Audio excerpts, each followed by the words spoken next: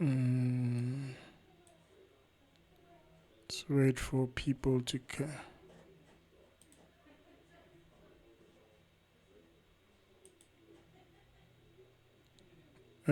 Let's wait for people to come in.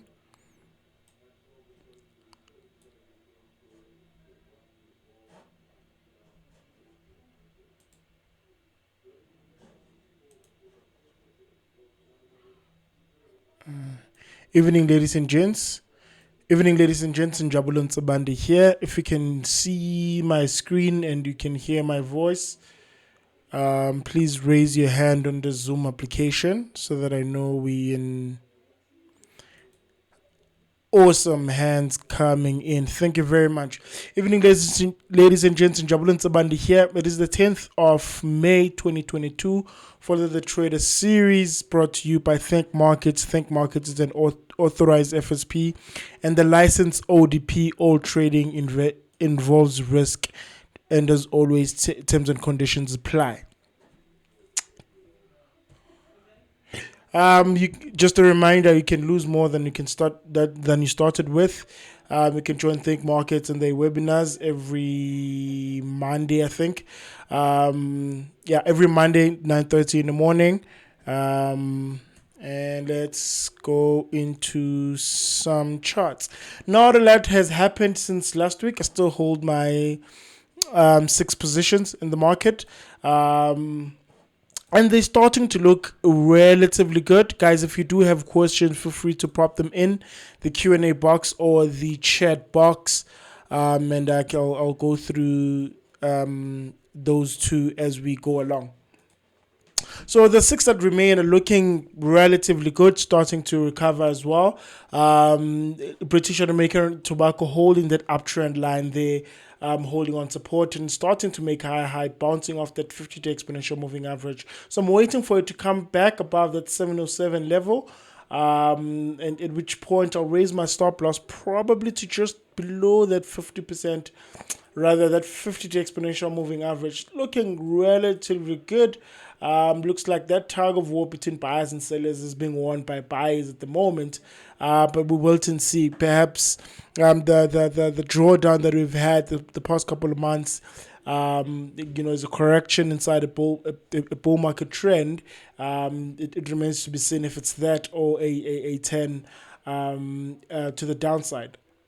And if you extend that support line there, as you can see, this 650 level, 649 level has been a level that has been respected by the market. You can see here it held quite well as support.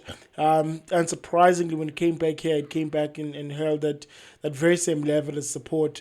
So I suspect we will have some reaction around that 707 level. But when it breaks through that level, I think we're going to see the stock start to run again.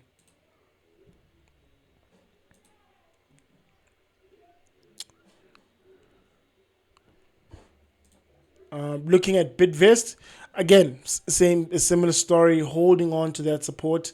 It's looking not strong, but it looks like there's a bit of psychological buying coming in on around the 200-day exponential moving average. It's another wait and see kind of. At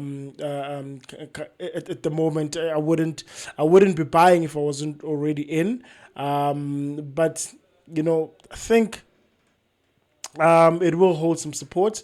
I think it will hold some support and bounce back. That's if the broader market itself starts to show some signs of turning around.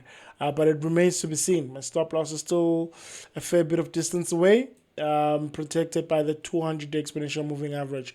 So I'll just wait for it to come back above that 227 level to start being interested into the stock again. But for now, I'm just just watching, holding the position.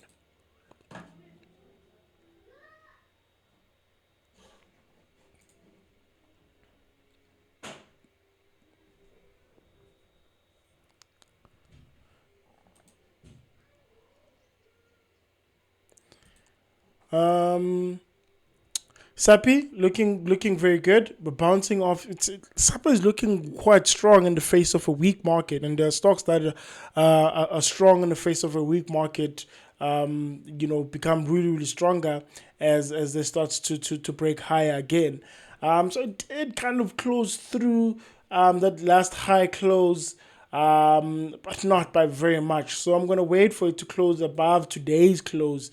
If we can get a significant push higher, I'll first raise my stop loss to below that 51 rand 81. And if you're not already in, it's a great place to enter.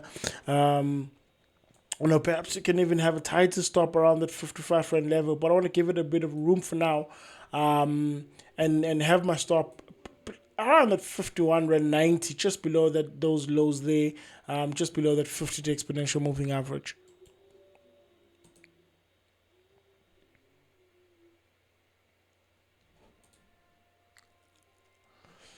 Sasol looking quite good as well, making higher lows, forming that nice ascending triangle pattern, holding that 50-day exponential moving average in an uptrend, quite solid there. I'm waiting for the 369 resistance level to break. I do anticipate it holding quite a bit. I saw old pricing reverting to old prices reverting to the downside.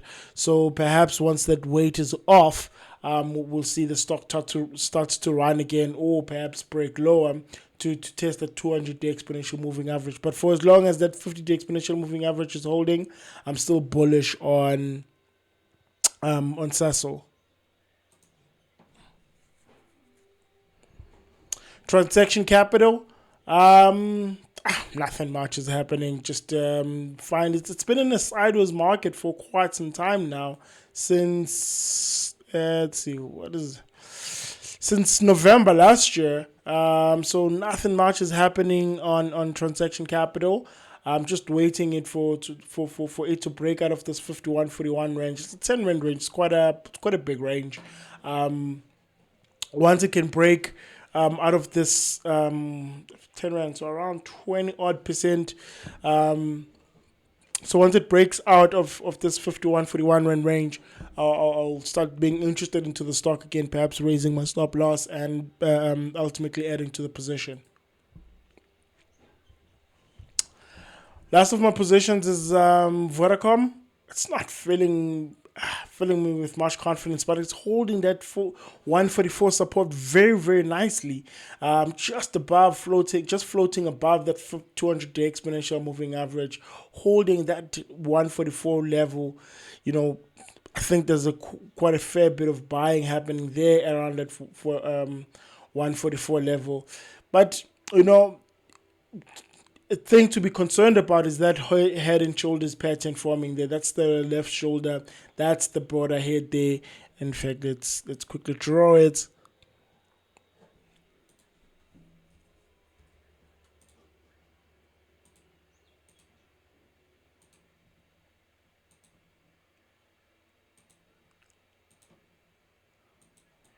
Classic head and shoulders pattern, man. If this 200-day exponential moving average doesn't hold, we could see the stock really starting to test perhaps that 131 rand level. So if that 200 days is tested and it breaks lower, I'll be stopped out, and playing out that head and shoulders pattern. So it is a bit worrisome at the minute, but I'm still bullish on the stock for now.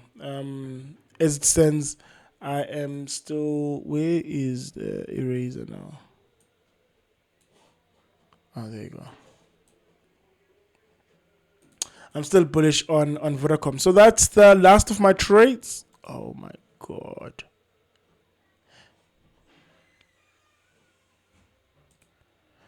Okay. That was the last of my trades. The video will be up on YouTube as I try to reconnect in Zoom.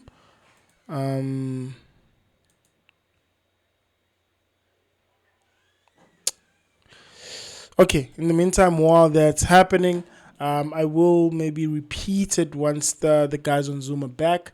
But I just wanted to run through let's call it a post-match a post-match analysis of because it took a while to be able to do some analysis on my position, because some of the trades were taking an extensive amount of time to play out. Particularly that big win with MTN took just a little over a year to play out. So I had to wait for quite some time for a proper sample size, and with all the good examples to really do some analysis. So with a average return of 3.65%, with an average loss of 0.56%, I really needed a hit rate of 25%. I needed a hit rate of about 13%. So with a 25% hit rate, I was able to get 100 and I believe it was 104.5% return on the trades, with that big win, man, contributing a huge chunk of it. As you can see, the distribution on the chart here, it was a whole bunch of, relatively biggish, a bunch of small winners with a bunch of small losers and a few big losers there, but all of it net, it turned out okay because of that one big winner, which, goes to say that if you let your winners run, man, they'll come home to pay you. And you'll be okay with a relatively low hit rate, just as long as your wins are big enough. And in this case, they were 6 times as big as the average loss, is indicated by 6 times as big is indicated there by the R multiple. So yeah, man, it's been a good trading period, let's say, after the 254. This is the closest I've been into cash. This is the closest I've been into cash. I traded well, man. All things considered, and my gun is loaded for when the opportunity in the market starts to re-emerge again. Perhaps this will the period that we're in is just a correction through a bull market. Perhaps we're starting to turn into a bear market. It remains to be seen. We'll see in a year. We'll see what happens in a year, and perhaps we'll start to